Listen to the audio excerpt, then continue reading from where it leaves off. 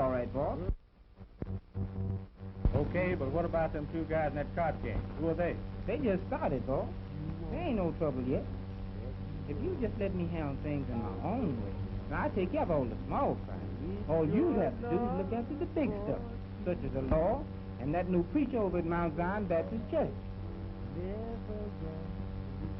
Yeah. That new preacher. Yeah.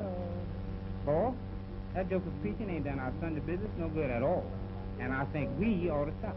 What do you mean, we? What do you think I'm paying you for? I know, boss. We tried to frame him 2 or 3 times, but he just won't go. I had a trap set for him last Thursday night, and he didn't even show up. What kind of a trap was it? Well, so I got gusted to invite him over for dinner last week. I was figuring on her getting him drunk, and I could take some pictures of him, but no dice. That was the right kind of trap, all right. But you used the wrong kind of bait. Gus has got good looks, big lips, and all that, but she's too old. You can tell most any man with an apple, but most of them like the apple green. What do you mean, boss? I mean this. I want you to go down Keller Street and round up 2 or 3 of them little fly chicks and have them meet you down at the Cloverleaf Barber and Shine Parlor, 5:30 this evening. Get that? I'm going to show you the kind of bait you use in your preacher trap. Okay, boss. And don't forget, I want pig meat. Understand? Okay, boss.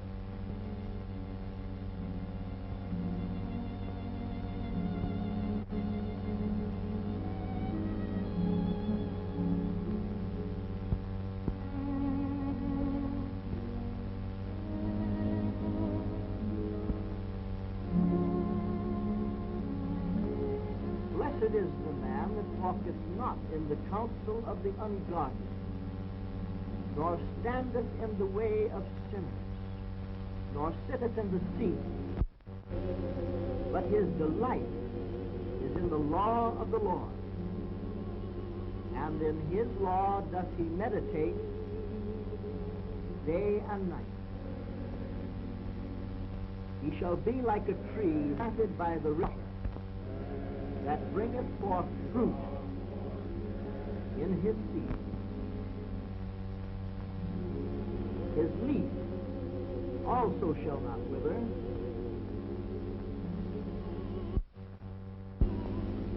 shall prosper. The ungodly are not so, for the Lord knoweth the way of the righteous. The way of the ungodly shall perish. To be godly, one must be godlike.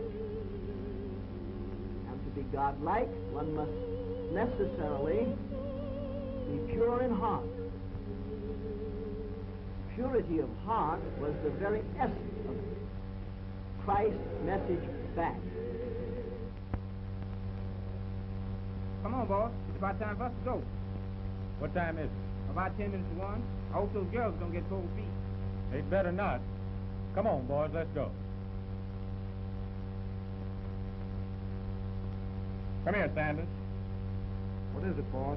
I'm going out for a few minutes, and I want you to look out for the place till I come back. Yes, sir. Keep your eyes on the cash register. Yes, sir. Come on, boys.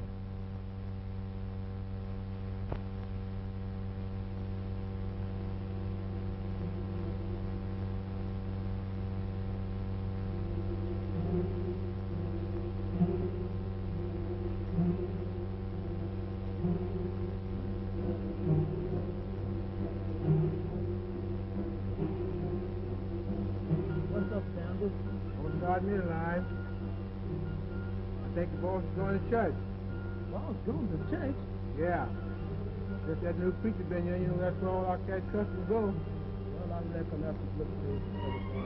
But I tell you this one. If he did go to church, he sure didn't go for no good. You got that right.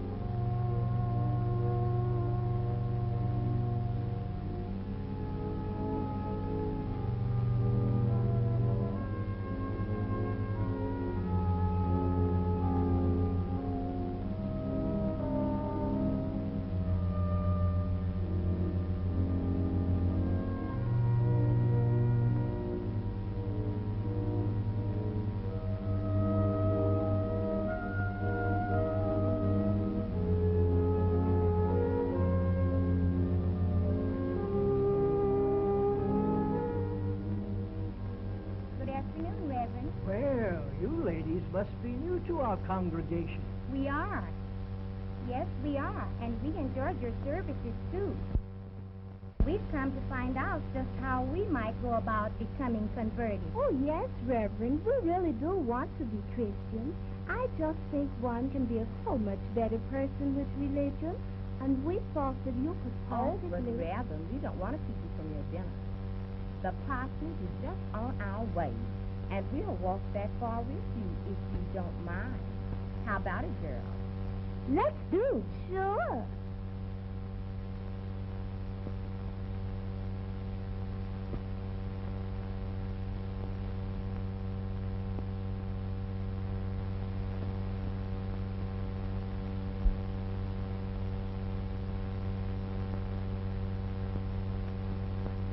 You know, man, ain't nobody in the world can beat the boss when it comes to putting a guy on the spot.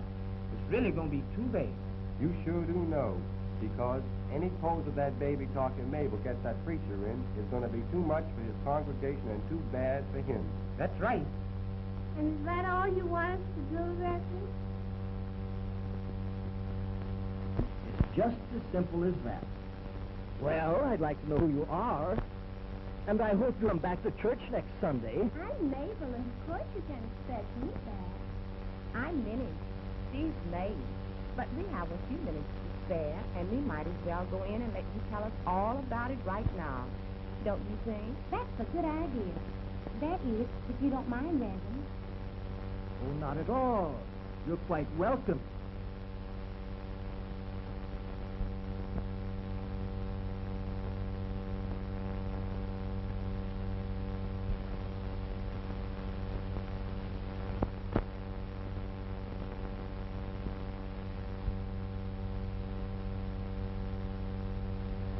Do each of you ladies have Bibles? No, Reverend, I haven't. Neither have I. I had one, Reverend, but someone stole it. Well, I'm going to give you each a New Testament. And mark the passages I want you to read.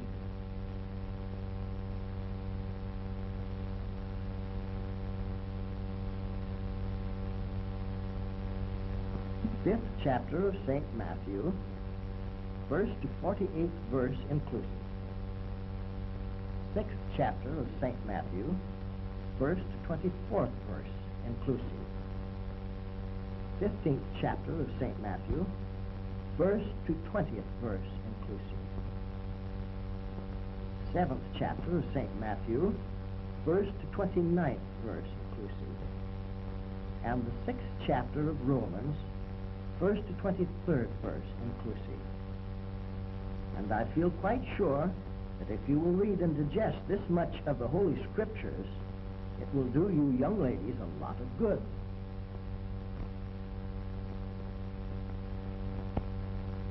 And going to church will be a lot of fun with such a cute preacher in the pulpit. Tom, Oh, just call me Mabel. But really, I didn't mean one wrong thing by what I said. Honest, I didn't, Reverend.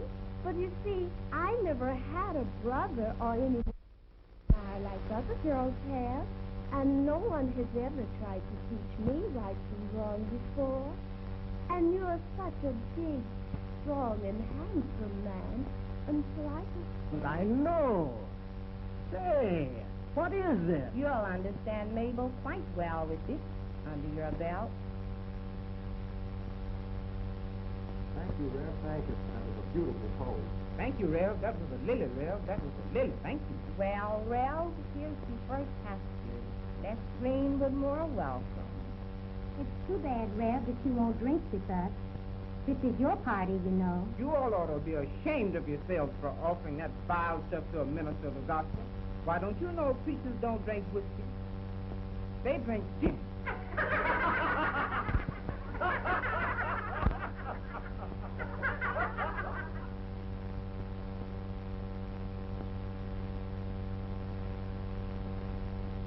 Don't try to explain, Reverend. Brother Randall done told me about seeing these three girls follow you here. And little Willie told me that he saw two men getting in the back door of our apartment while we were having services. And I knew then that the devil was busy. I know what you're trying to do, and I know who's behind it, and I know why. And if you two men have any decency in you, you'll take that picture out of that camera now and burn it up. Come on, man, let's get out of here. You don't get out of this house until you destroy those pictures. Come on, Joe. Keep from hurting this old lady. We better go out the way we came in. Come on, girl. He was really warm. He sure was.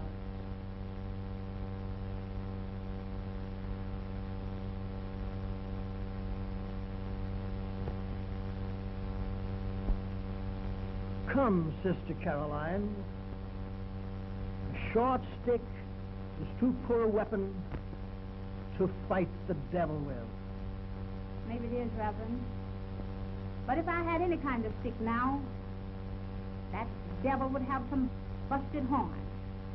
Don't you worry now. That scheme will work only over my dead body. You better come on over to the house and get some dinner. Chicken is done. Brother Randall's waiting. Betty Jean put the biscuits in the oven before I left. Come on, Reverend. Betty Jean's worried about you. Come on.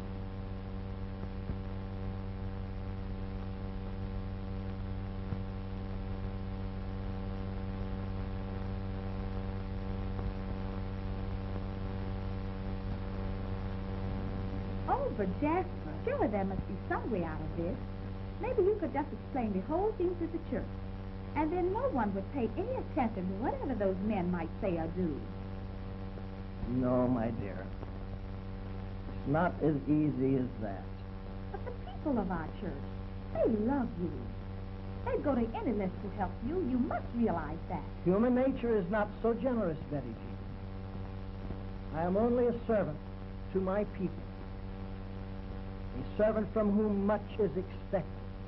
You see, to many of them, I am a slave, not a man.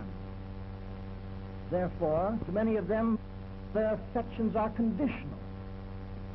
If this thing is exposed, I can never serve them again. They must be served, and that leaves me no alternative but to resign. Oh, no, you haven't had time to think. You can't do that. Now, don't cry, Betty Jean. Don't cry. We'll turn it all over into the hands of the Lord and let His will be done.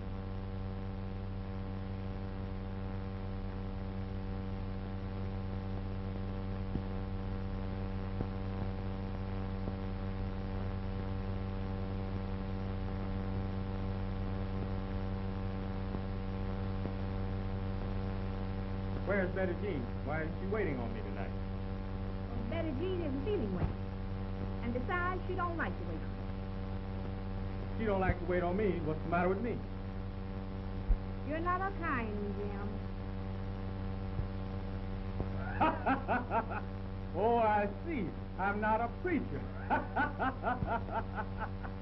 That's good. What do you mean she's not my kind? She's colored, ain't she? Sure she is, but she ain't common. She ain't like them streetwalkers you sent over to the parsonage. She's decent, Jim. Like who sent over to which parsonage? What are you talking about?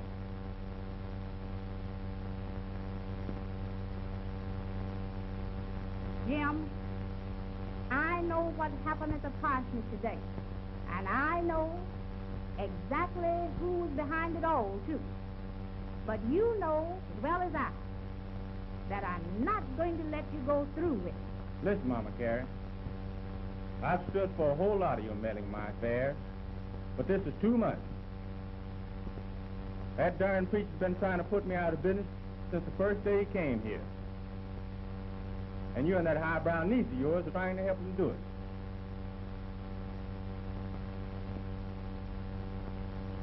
This is my house, and I don't want him here. This is just as much my house as yours. Reverend Rose and Betty Jean are in love with each other. They are engaged to be married. And their love is nice and good and honest. Not like the love you find down on Teller Street. The Lord don't like ugly. Your real mother and your real father were killed by a tornado when you were only 4 months old. Me and Joe took you in and raised you up as our own son. Joe is gone now. He's gone to heaven. And I have been hoping that someday you'd change your ways and acknowledge Christ so we could all meet again in the hereafter. I have prayed both night and day that you... Oh, I've heard all that before. I've heard all that before. You're not Big Jim to me, son. You're just a poor, sinful coward with a lot of fools to do your dirty work. But I'm going to stop it. And that's the promise. I suppose you're going to the law and try to have me arrested. No, son. I'm not going to the law. I'm going to one that's bigger than the law. I'm going to one that you can't bribe. One that you can't kill money, lie to. I'm going to the Lord. Here. You better take this along with you.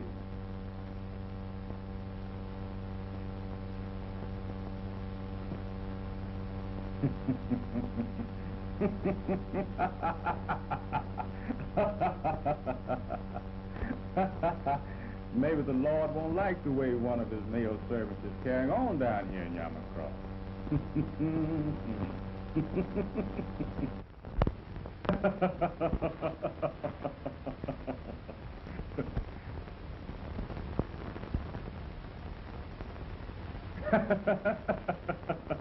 I have these also, Mama Carey. You didn't think I'd give you the last ones, did you? You know you raised me, Mama Carey. And after all, you're a smart woman, you know.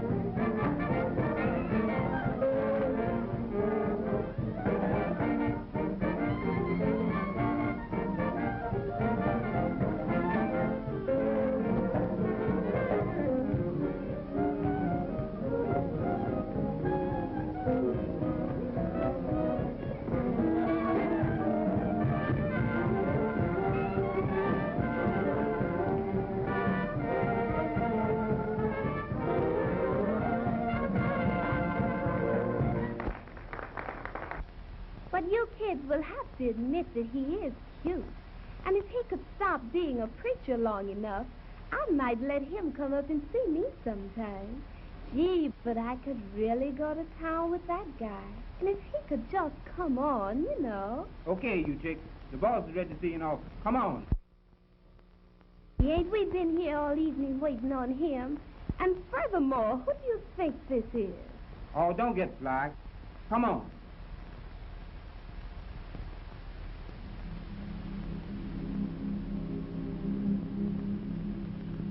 Oh, nobody knows the trouble I've seen.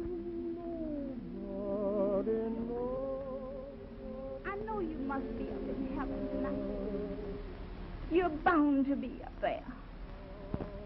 Yes, I know you are. You were a good man down here on earth, Joe. And I know the Lord wouldn't have taken you away from me unless he had a better place for you to go.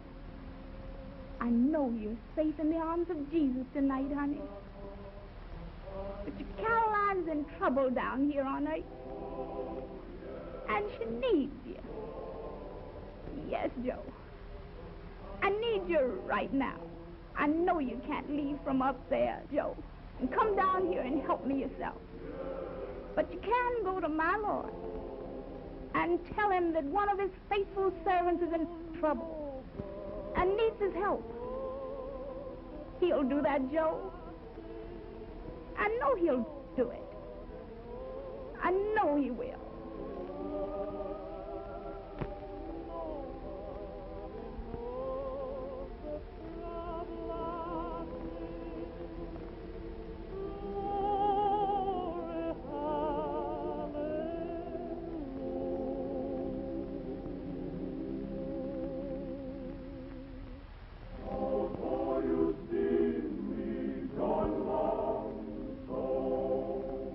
Oh, yeah.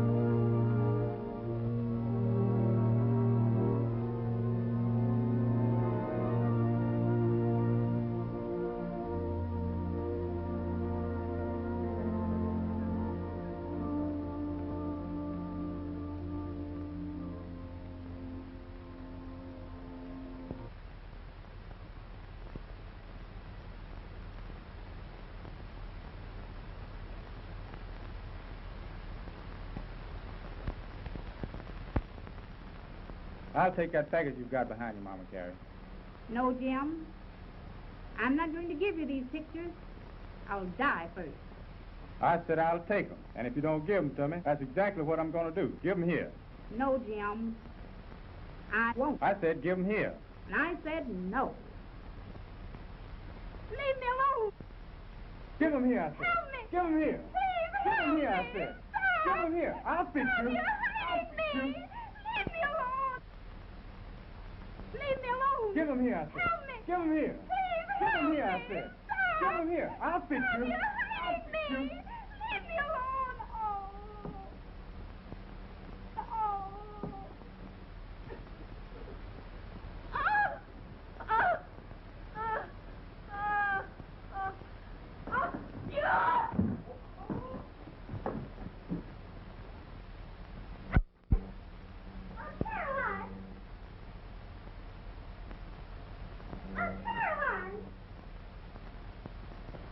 Come on, get up. You ain't hurt.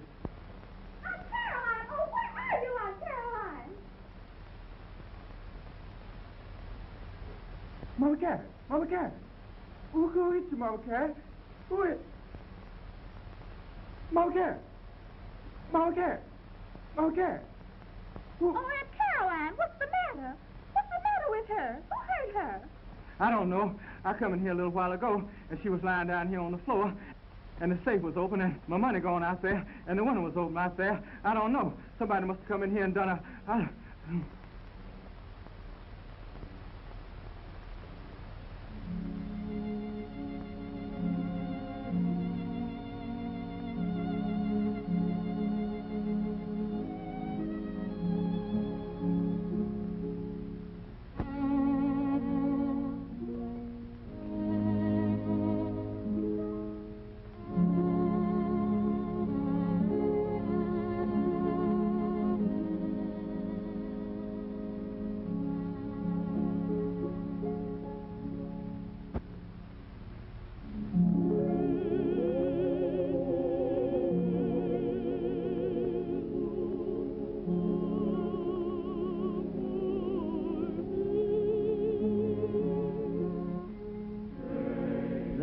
My dear, you must be brave and strong.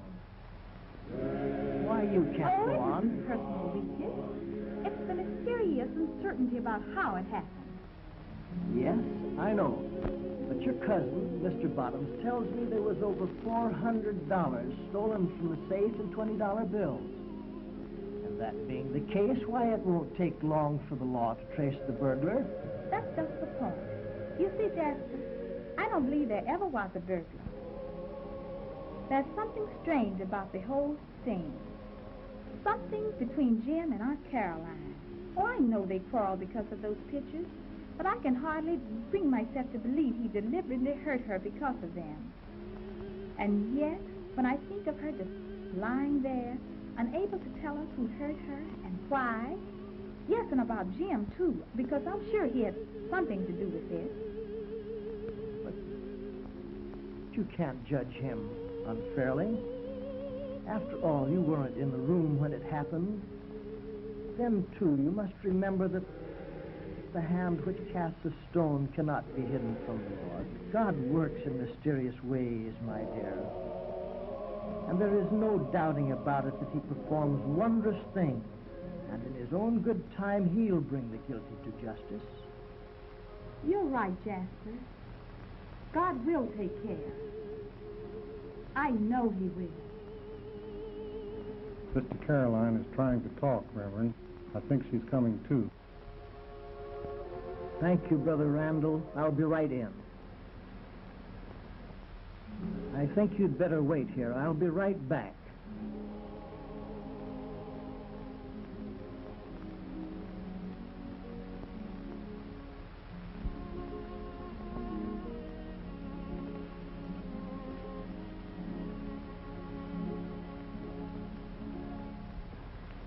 I'm going home.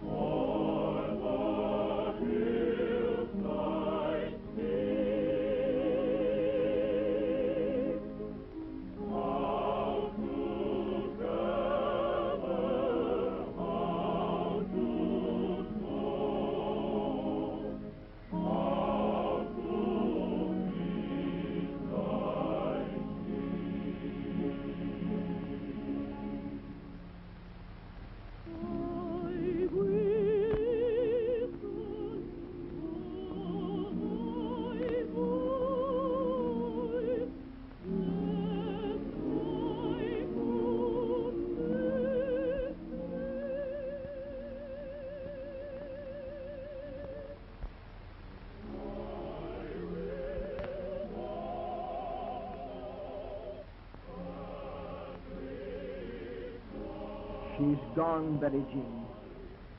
She's gone. Oh, Jasper.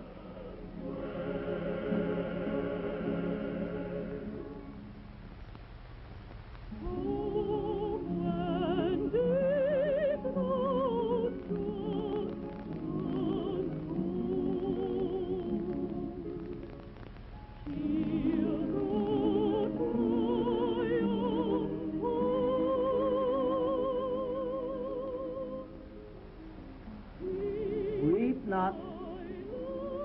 Weep not. She is not dead. She's resting in the arms of Jesus. Heartbroken son, weep no more. Grief-stricken niece, weep no more.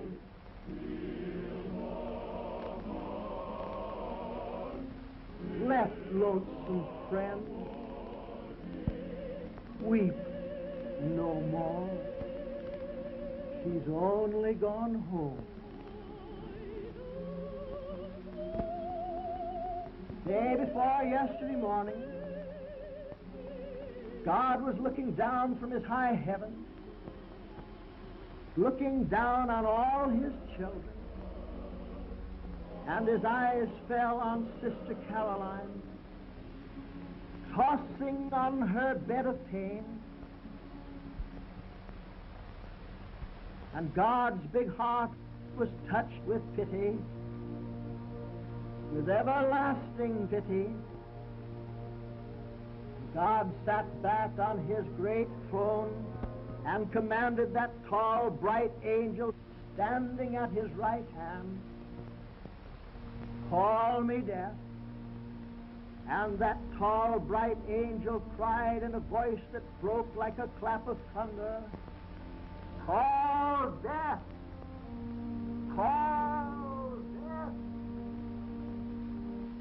And the echo sounded down the streets of heaven till it reached way back to that shadowy place where death waits with his pale white horse.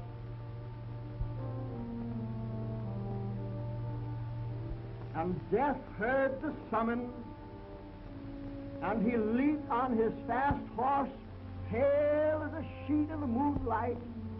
Up the golden street death galloped, and the hoofs of his horse struck fire from the gold. And they didn't make no sound. Up death rode the great white throne and waited for God's command. And God said, "Go down, death. Go down to Savannah, Georgia, down in Yamacraw, and find Sister Caroline. She's borne the burden and the heat of the day. She's labored long in my vineyard, and she's tired. She's weary. Go down, death, and bring her to me." And death didn't say a word, but he loosened the reins of his pale white horse and clamped the spurs to his bloodless side, and out and down he rode through heaven's pearly gate, past sun and moon and stars, on death road, leaving the lightning's flash behind. Straight on down he came. While we were watching round her bed, she turned her eyes and looked away. She saw what we couldn't see. She saw old death. Yes, she saw old death coming like a falling star. But death didn't frighten Sister Caroline. He looked to her like a welcome friend, and she whispered to us, "I'm going home." Then she smiled and closed her eyes, and Death took her up like a baby in his icy arms, but she didn't feel no chill. Then Death began to ride again up beyond the morning star into the glittering light of glory, onto the great white throne. And there he laid Sister Caroline into the arms of Jesus. And Jesus took his own hand and wiped away her tears and smoothed the furrows from her face. And the angels sang. Jesus rocked her in his arms. Yes, he rocked her in his arms and kept her saying, take your rest. Take your rest. Take your rest. Weep not. Weep not. She is not dead. She's resting in the bosom of Jesus.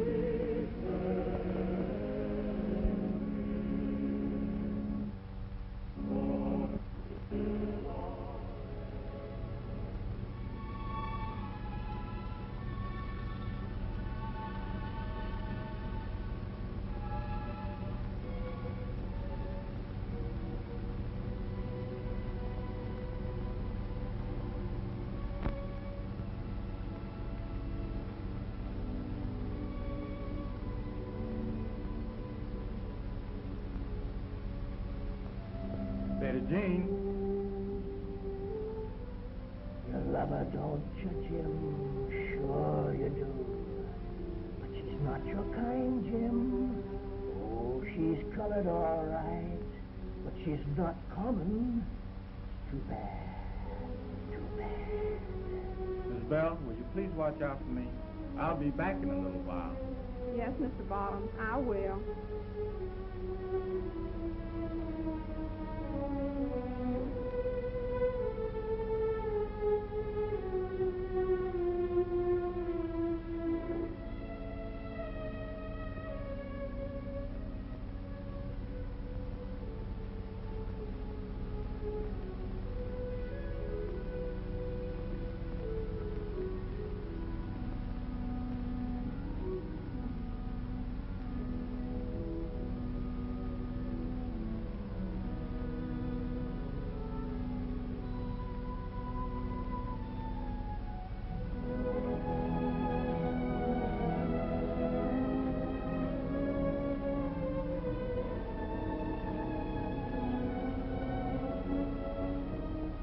a good woman, Jim. She was your friend. She raised you, boy. She loved you like you were her very own. Remember how she sacrificed for you? Oh, God, how she loved you, Jim. And you killed her. You killed your best friend, Jim. You killed your best friend. A murderer, Jim. She's gone, Jim. Aunt Caroline's gone to heaven. She's happy, Jim, just like all good folks are happy when they go home. But look at you, Jim. You're happy too, aren't you? You've got those pictures, those all-important pictures, remember? Now you can wreck the lives of good folks since you've killed to get those pictures. Now that you've got the pictures, you can prove your dirty lies. You've got the pictures, but boy, you killed to get them. Oh, Jim, the Lord has no mercy on killers. The Lord's got Aunt Caroline, Jim. Aunt Caroline's happy. Aunt Caroline's gone home to heaven. And you, Jim, you're going home too. What's more, you're leaving now. You're going to the home you deserve. Remember, to the home you deserve. Shoot! Shoot if you want to, but you can't kill me, for I am your conscience.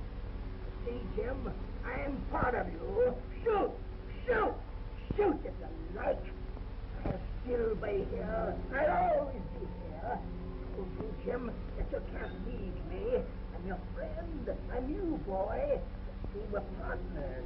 We stay together. We can't leave each other. I as you. Don't be afraid of me, boy. You can trust me, because we're partners. That's what your conscience is, Jim. Your partner. But you, Jim, you killed Aunt Caroline. You killed your best friend. See that tree over yonder? I want to tell you something about that tree. Now listen. They once hung a man on this tree for killing a woman. And let me tell you this. Was this very limb right here? It's tall enough to hang you too, Jim. Better go on from here. Go on. This ain't no place for you. Run, run! Run, run, run away, boy! Run away! You gotta keep running. Always keep running. Because you killed your best friend. They'll be coming after you. You always go after murderers. They'll catch you, Jim. You gotta keep going. You can't rest. No rest for you'll run, run. That's right. Keep running, running, running. Tired, boy? You tired? Yes. Rest for a while and I'll show you something. I'm going to show you where you're going home to, Jim. I'm going to show you where you're going home to. See the gates open, Jim. You're going in there. These gates lead to the lake of fire and brimstone. This is hell, boy. This is where sinners, liars, thieves, and murderers live. Hear that, boy? Murderers. You're a murderer, Jim. You killed Aunt Caroline. This is where you're going, where you're going to stay forever. The last drop along your nose for life. You're getting what you deserve. The wages of sin is death. You earned your wages. Now you'll be paid in full. You killed Aunt Caroline. The world would be better off without you. They don't need your rotten, wicked, foul soul. You're a murderer. You're just a treacherous killer.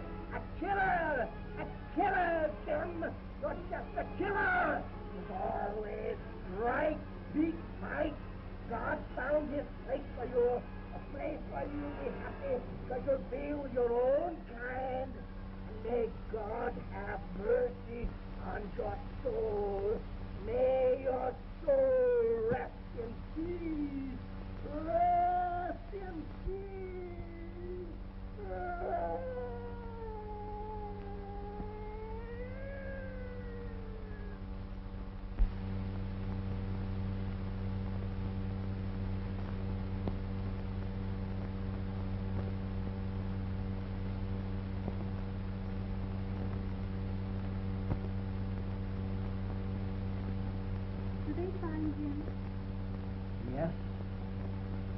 we'd found him. He was at the head of Fox Canyon. He's dead. Oh, Jasper. And may God have mercy on his soul.